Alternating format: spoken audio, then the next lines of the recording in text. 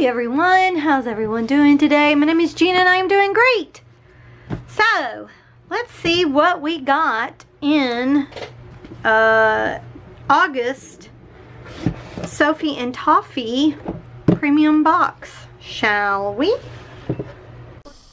So you get some dye to put in your silicone if you want your silicone to have colors. I believe it's food coloring gel, because the silicone is food grade, so I would gather that the dye would need to be food grade as well.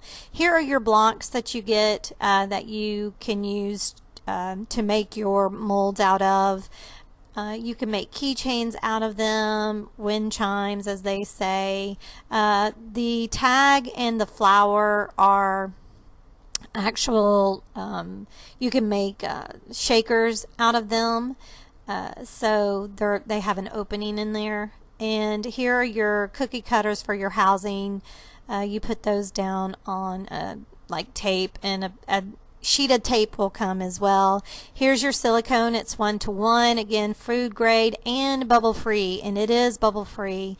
These are holographic film that you need to cut out if you want to make them faces or whatever when you use the resin, or you can cut them out and put them in as a shaker. So much fun. And then this is film for your shaker.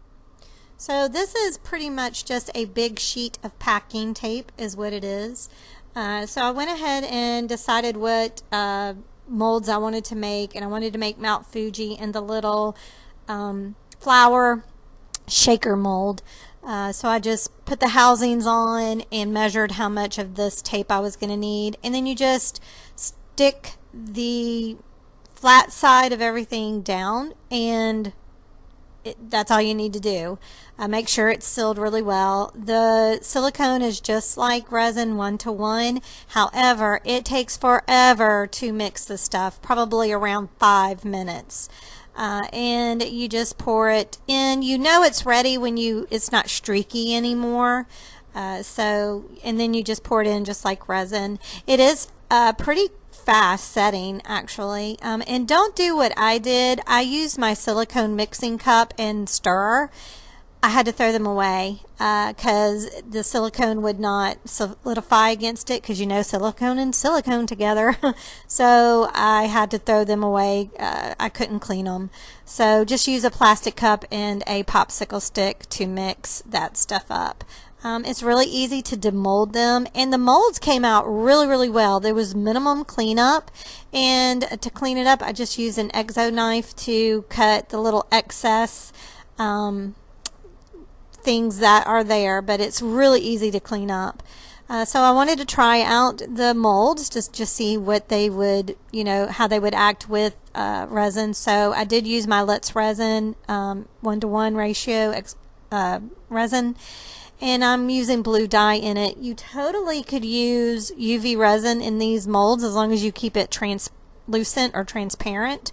You totally could have done that, but I wanted to use my epoxy resin just to see how it would behave.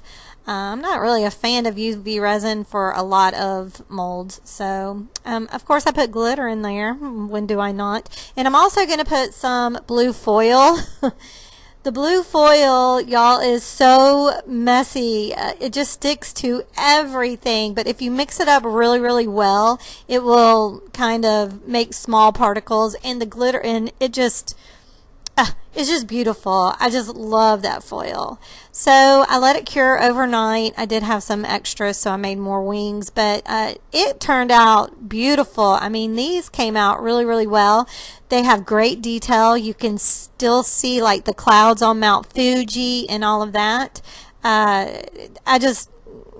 These molds are really good. I really like the silicone. No bubbles at all, actually none.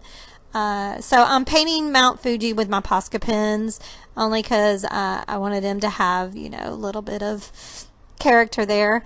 The little holographic foil things, I thought you could, maybe scrape on. You can't. You just cut out the little things that you want, and if you want it on the face, I would have needed to put it on before I put the resin in.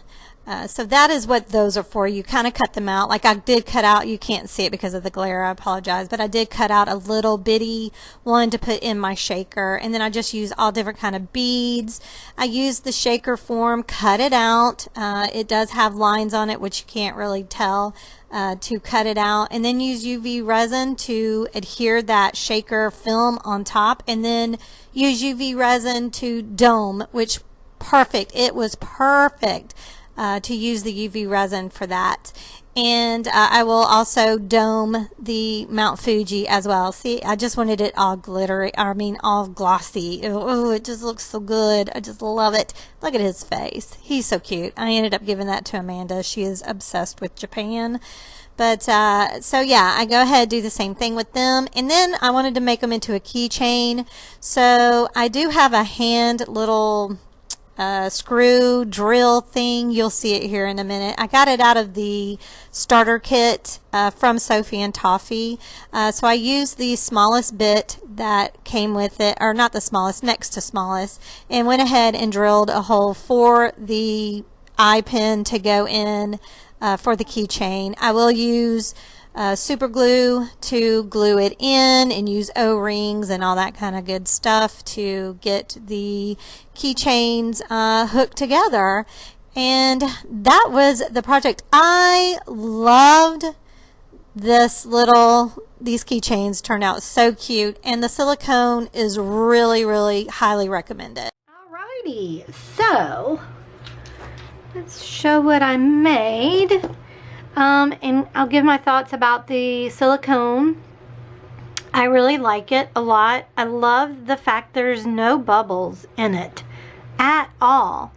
And it's translucent, so you can use UV resin with it, or as you saw, you can use epoxy resin as well.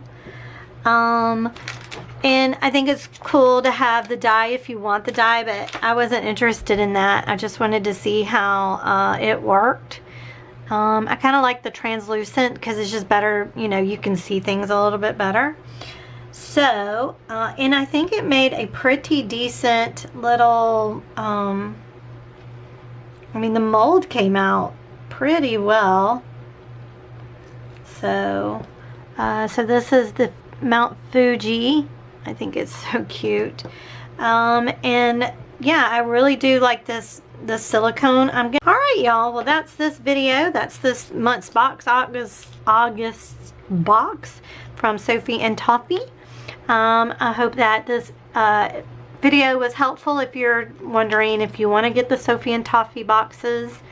If it was, please give it a thumbs up. And don't forget to subscribe if you've not subscribed. And hit the notification bell to be notified for every time that I post a video. Alright y'all, y'all be good to one another, and I'll talk to you later. Bye.